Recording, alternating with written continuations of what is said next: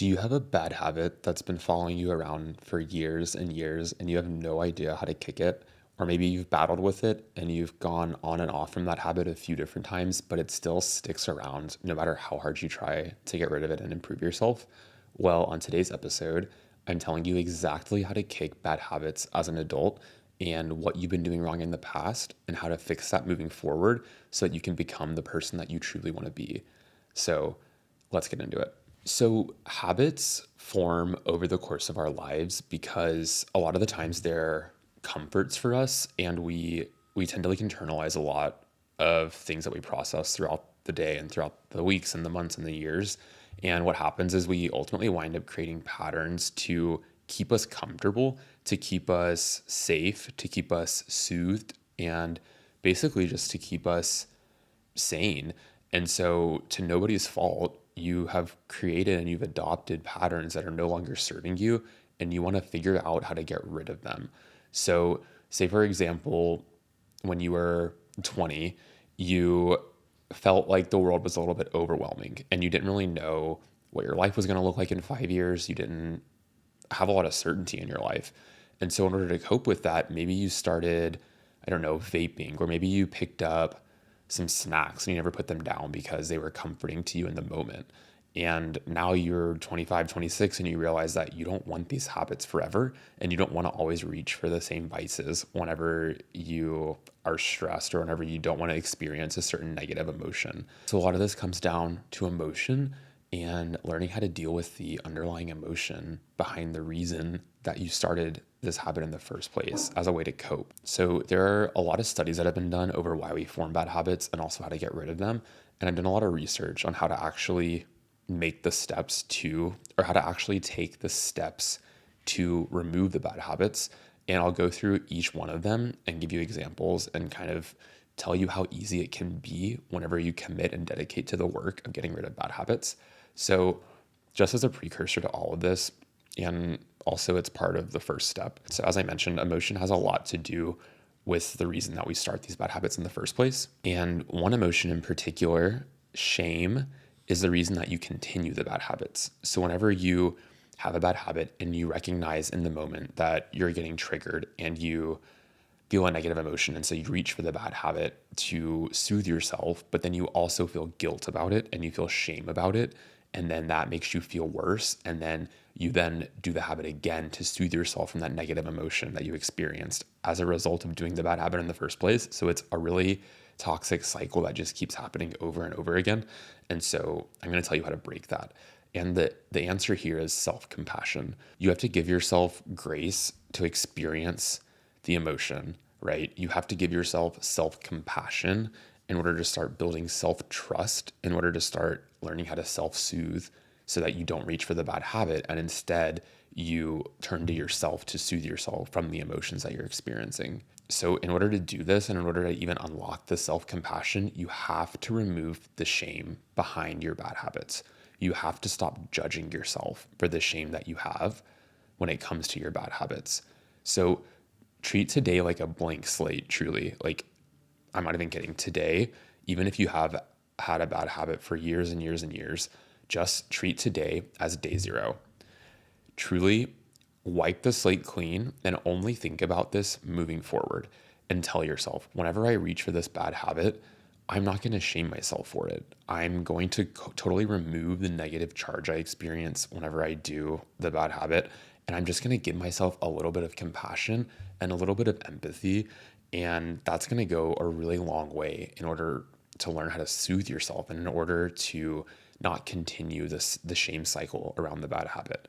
So the key here is to really just be compassionate, just truly treat yourself as if you were talking to a very close friend who came to you and told you they were struggling with a habit.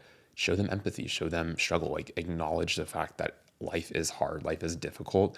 And as humans, we just reach for our vices to help us make it to the next day. Whenever you frame it that way, you remove so much of the shame and guilt that's tied up in the bad habit.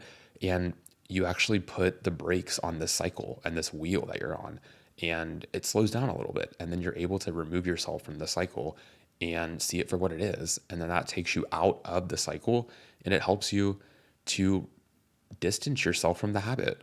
So the key really is here to adopt self-compassion. And there are a lot of ways to enhance your self-compassion. There's a lot of resources out there. I'm going to go into this in a future episode in terms of building more self-compassion, but truly just giving yourself the grace to experience negative emotions and giving yourself the grace that it's going to be okay if you don't have a perfect day and you reach for a bad habit or you reach for the vape or you reach for the snacks. It's truly okay. Like, you will be fine. Just remove the guilt from it. Okay. So the next step and the first practical step here that I'm going to give you is kind of a 1-2 punch combo. And it's really powerful and it's based in science. And studies have suggested that whenever you're able to take a bad habit that you have and replace it with a good habit, and I know this sounds so basic, but give me a second. I'm going to go into my perspective on it and how I can give you like a different angle than what you've already heard in the past. So whenever you have a bad habit, say that, for instance, it's vaping, and you want to replace it with something, call it habit X. And what you're going to do is be thoughtful about habit X. So whenever you're thinking of all the options of the habit to replace your former habit of vaping, right? Because the brain is wired to fixate on things and to try to do things in repetition, because we like to create the comfort of knowing what to expect whenever we do something. And that's the science behind a bad habit in the first place. So knowing this, if you can just take that bad habit and take a leap to a different habit and then start the cycle there, it will make your life so much better because you'll have removed the bad habit and you'll have adopted a good one. So you're up two, right? So think about it this way. Whenever you have a bad habit, and this is kind of an extreme example, but say that you have the habit of vaping and you want to replace it with running. And I know that sounds awful to some people, but let's just say that running doesn't sound like the worst thing in the world to you.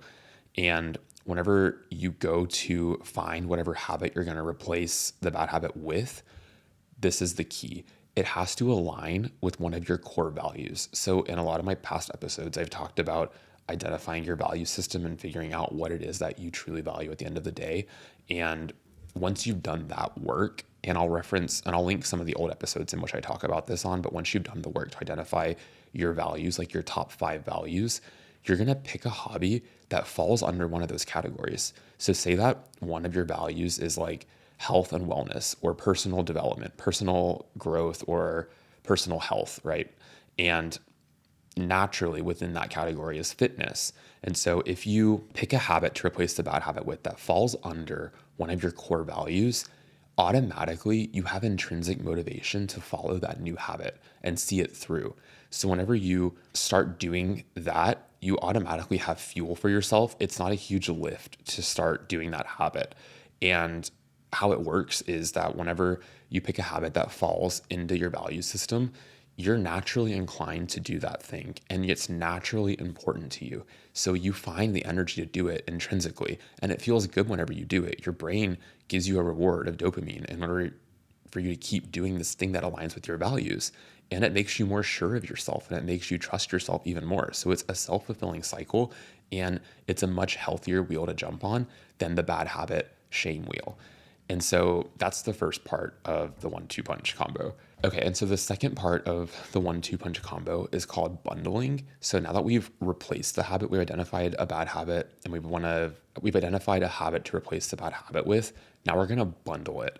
And what this does is it makes your brain associate this new habit with something that you already enjoy, and it supercharges it. So having the supercharge of the new habit being in your value system already, plus this new concept of bundling, it's going to make you unstoppable when it comes to this new habit, truly. So what bundling is whenever you have the new habit that you want to start doing and you've identified it, what you're going to do is tie it to something you already enjoy doing. So let's say, for instance, your new habit is running. So let's say that during the day, you already enjoy going outside and like it's a treat for you. It's a reward. You just like go outside and sit in the sun for a few minutes and then go back inside. Or say, for instance, like you love workout clothes and you love workout sets and you just like love looking good in workout clothes. whenever you try those on, or you've like gone outside to enjoy the sun or something, what you're going to do is bundle the new habit with that thing. So whenever you're looking up new workout clothes and you've like purchased a new workout set and it's come to you in the mail and you try it on and you're like, oh my God, I look amazing. What you're going to do is like then go for a run. And what that does is it bundles the new habit with an existing behavior that you already have that you deeply enjoy doing. So what you've done is figured out a new habit that falls in your value systems, and then you've found the energy, the motivation to do that because it's one of your values, and we're wired to actually have energy to do our values day in and day out. And whenever you bundle that new habit with an existing behavior that you have that you already deeply enjoy, it supercharges the energy that you have to do that thing, and it supercharges your motivation. So that's truly the most powerful combo that you can adopt whenever it comes to creating new and better habits for yourself. And keeping in mind that this is a linear process, that you have to remove the shame, then identify a bad habit, identify something you want to replace it with, and then bundle it with something you already enjoy doing. This is truly a process, and it works. It is truly foolproof. And I can give you examples of like so many habits I've broken by doing this. And it truly is just an amazing thing, because what we're doing is like hacking the human brain here, and also bringing in an angle of like self-development and personal growth when it comes to identifying your values and adopting habits that align with those. And then, so now that we've given ourselves the alternative approach and we have given ourselves options to do whenever we feel ourselves like wanting to replace a bad habit with a new habit, now that we've identified the forward looking, we're going to give you a tool that's going to allow you to deal with the bad habit in the moment whenever the urge comes up. So whenever, say that for instance, your bad habit is vaping, and say that you have the urge to do it, what you're going to do is for a week, keep a journal. And every time you get the urge to do the bad habit, take out your journal and write down what you're doing, write down what you're thinking, write down what kind of media you're consuming, write down the meal you just had, write down a person you just talked to, write down something that just happened at work, whatever's going on in that moment, write it down in detail. Like do 3 or 4 sentences of detail and just put like the date and say, had the urge to vape, here's what was going on. And do that for a week. And then at the end of the week, take every journal entry that you've written and put it in, I'm not even kidding, this is going to sound so crazy, but type each journal entry into ChatGPT and ask ChatGPT the prompt. Can you identify the pattern and identify what's triggering the urges? And what it's going to do is analyze every behavior that has been going on in the background of your life whenever you've had an urge, and it's going to spit out 4 or 5 triggers that happen that cause you to want to vape. And so let's say, for instance, it spits out whenever you're stressed, or whenever your boss emails you, whenever you get an email you have to respond to, or whenever you feel overwhelmed. And whenever you can identify the triggers, the main 4 or 5 triggers that cause you to even want to do the bad habit in the first place, then you can start giving yourself alternative things to do whenever a trigger happens. You can become more aware of the triggers whenever they happen, and you can literally give yourself something else to do or something else to fixate on whenever the trigger happens. And so whenever you give yourself a game plan of when a trigger comes up, what you're going to do instead of reach for the bad habit, it takes away all the power from the bad habit, because you no longer use it as a coping mechanism. You're using other healthier things as coping mechanisms and responses to the triggers. And that is just so powerful, because it allows you to not only identify what's causing you negative emotion throughout the day to reach for comfort, but it's giving you a solution to not reach for that negative thing. And it's empowering you to take back control of your life, because at the end of the day, bad habits have a tendency to like control our lives. And these are all unconscious things that are going on, right? So one of the main themes of my podcast is to make the unconscious conscious. And it's also like one of the things I'm learning in therapy as well, but I've just found it so valuable. And I found it so powerful to realize that there are things that happen in the back of your mind that are experiences from whenever you were growing up, experiences from things you've absorbed over the years that lead you to do and take certain actions in the present day that you have no control over. And so if you can inform yourself, educate yourself, and empower yourself to take back control of what's going on in your unconscious mind, then you can become a very effective human being. You can become a very effective person, and you can start taking control of your life again. So a lot of the times whenever we're creating negative cycles or negative patterns in our lives, bad habits are just parallel to that, right? So a lot of times people say like, I don't know why I keep dating the same person, or I don't know why I keep ending up in the same relationship. The same goes for habits and bad habits, right? You can say, I don't know why I just like cannot get over my sweet tooth. I don't know why I just like cannot stop biting my nails, or whatever the bad habit might be. It's just a mirror of what's going on unconsciously. So if you're out of control of your emotions and you're out of control of your responses to certain triggers, then that's going to show up on a micro level, which is habits, and then on a macro level, which is patterns and cycles in your life. So just giving you food for thought, if you can figure out small ways to take control of the triggers and the bad habits you have in your life, it empowers you to start trusting yourself to tackle the bigger issues of the bigger patterns and the more negative cycles, the more toxic things that are happening in your life, all being dictated by your unconscious mind. So what we're doing is taking baby steps to work up to that, and breaking your bad habits is truly the best way to start that work today.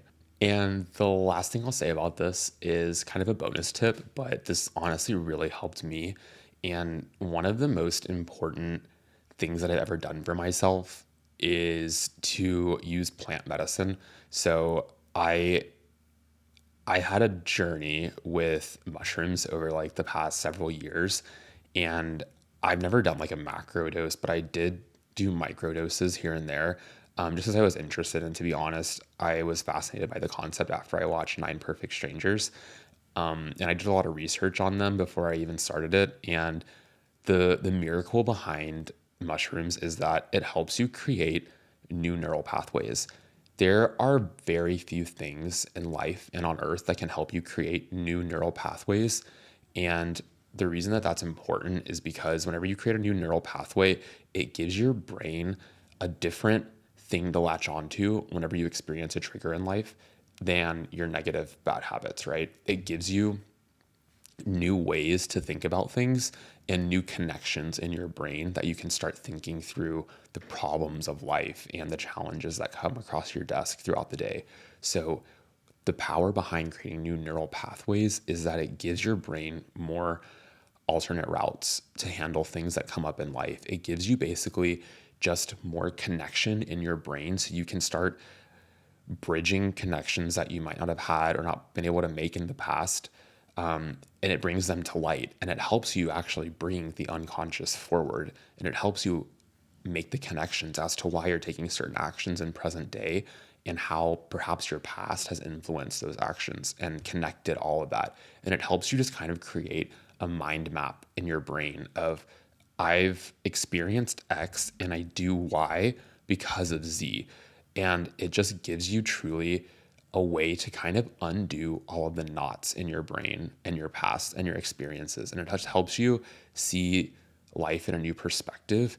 And I am such an advocate for this because it's truly changed the way that I think. And it's helped me just through so many personal issues and personal problems. And not to mention, it's just like a really great experience. I can't say enough good things about it. And honestly, the work of stopping negative cycles and stopping negative bad habits is so much easier whenever you implement mushrooms. I'm not even kidding. And I have a lot of suggestions of like the type that you should use and like the dosage you should use, but genuinely it is like one of the most powerful things you can do for yourself. It basically just kind of like brake checks you from autopilot. A lot of people are living their lives on autopilot, and it kind of just gives you a brake check and helps you remove yourself, take yourself out of the picture, and see yourself from a third eye perspective or a bird's eye view, a third person perspective. And what that does is it allows you to look at your behaviors and your patterns and your thoughts objectively and make an action plan for them, make connections, make realizations, and then make an action plan for yourself. And it's just one of the most positive experiences you'll ever have as a human, to be honest. and I can't recommend it enough. And it makes all of this work so much easier. So that is why my last suggestion would be to try like microdosing mushrooms and then meditating and seeing what happens. I truly think it is one of the best experiences you can have. And it just helps you become a better person. It helps you feel more empathy. It helps you understand connection more. It just truly is magic. That's why they call it magic mushrooms. So anyway, all that to say, that's just one alternate approach if you want to use it for all of this work, but it kind of supercharges your work. So if you do the mushrooms and then you do everything that I just talked about, steps 0 through 4, you'll be truly unstoppable.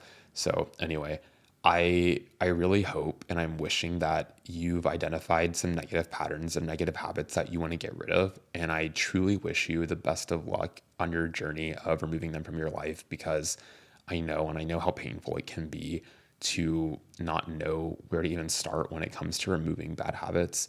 And it feels like you're out of control of your life. I truly understand how painful that experience is.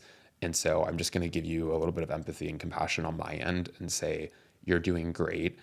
You've already identified some things you want to change about yourself, which is more than a lot of people can say. And I just want to give you the encouragement to keep doing what you're doing and keep learning more, keep growing every day, and just try something new every day in this realm. Just try to remove one bad thing from your life and add one good thing from your life. If you can do that every day, you'll level up so fast as a human. And that's ultimately what we're all trying to do here. It's the whole point of us being here on earth. So I really hope this is all helpful.